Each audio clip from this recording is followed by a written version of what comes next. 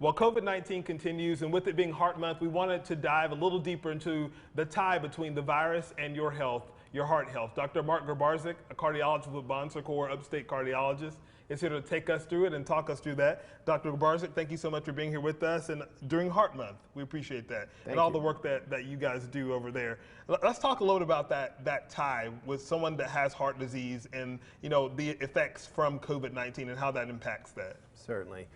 One of the most important things is most patients who have COVID-19, most of them are not going to develop long-standing chronic severe cardiac conditions. Those who do have heart disease obviously are at higher risk for complications. Mm-hmm. That's primarily driven by multiple other health issues they have. A lot of them have diabetes, hypertension, high cholesterol.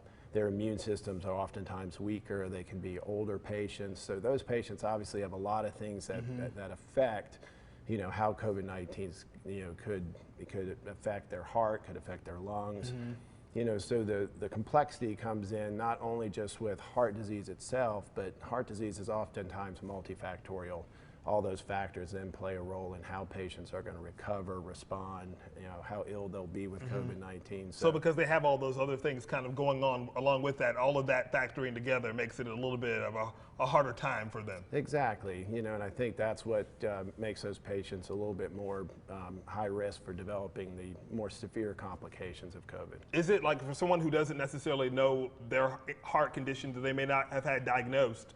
I imagine you work with a lot of folks that are coming in and maybe didn't even know that they had any type of heart thing going on and gotten COVID-19 and, now maybe seeing some of the other effects of that. Certainly, I think COVID unmasks a lot of things. Yeah. Patients when they get ill, they get stress, and the body then will oftentimes manifest itself in different ways. Heart conditions are one of the ones that show up a little bit more frequently, and mm-hmm. especially in patients who have more severe illness with COVID-19. Let's talk about some of the early signs. Obviously, as much as you can do, we're seeing people working out and things like that. That obviously lowers your risk of having heart disease and some of the other things that are connected to it. But what should people be doing? Are there some warning signs of things that may be going wrong with your heart that you should be concerned about, or say, hey, I need to go see Dr. Grabarczyk and check this out? Right. So some of the most frequent things we'll see with patients with COVID-19, a lot of patients will have blood pressure variability, blood pressure high, low, spikes in blood pressure. Patients will have faster heart rates, irregular heart rates. Those type of things are some of the earlier signs and symptoms. Obviously, chest pressure, chest pain, mm-hmm. shortness of breath, things that you may experience in typical heart problems, all need to raise concern also. And of course, during COVID-19, with the stress level, with everything, with school and protocols and everything that's been going on, the stress levels have been going up, and that doesn't bode well for the heart either. So it doesn't. We don't have stressometers. We'd like to say that we can measure stress, but we know stress plays a big role in heart disease, the progression of heart disease, the presentation of patients with heart attacks and those type of things. But interesting enough, early in the COVID pandemic, we actually saw a reduction in a lot of the traditional presentation of heart attacks or patients with unstable angina or chest pain. Some of that may have been, the patients were home. Maybe there may be a reduction in some forms of stress. Mm-hmm.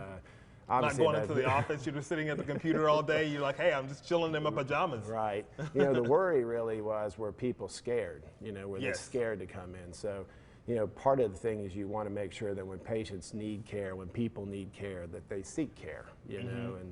And so to listen to your body, and I know there's a lot of fear in presenting to the emergency room or calling 911, but some of the concerns were there patients at home who were experiencing serious health conditions that weren't seeking And you care. mentioned this, it's important if you feel something or you think something is off, it's always better to take that step to identify it before you wait too long and it's too late. Like making sure you're paying attention to your body early on is the key. Yes, absolutely. And of course, Upstate Cardiology, you see the address there, bonsecours.com, and of course the number is there as well. Do folks at home, if they're looking to have an appointment with you, do they need to be like referred to you, or is it something that you do on a case-by-case basis?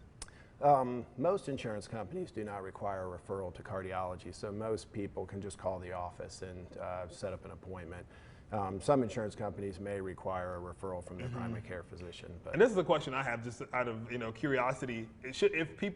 What age should you start having like regular heart checks? Is it something that unless you're having an issue you should do? I mean, and obviously you go through your general practitioner, and if there's an issue they may refer you to a cardiologist, but how often should you be getting your?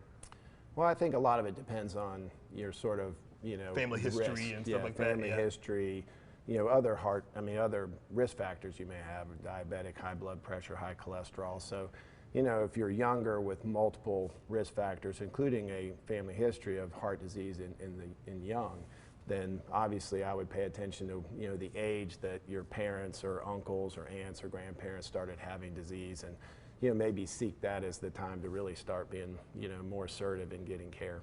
It's good information. Thank you so much for doing that. Again, the website is on your screen. The number will be put at our website, yourcarolina.tv. Go and see Dr. Mark Grabarczyk at Upstate Cardiology if you're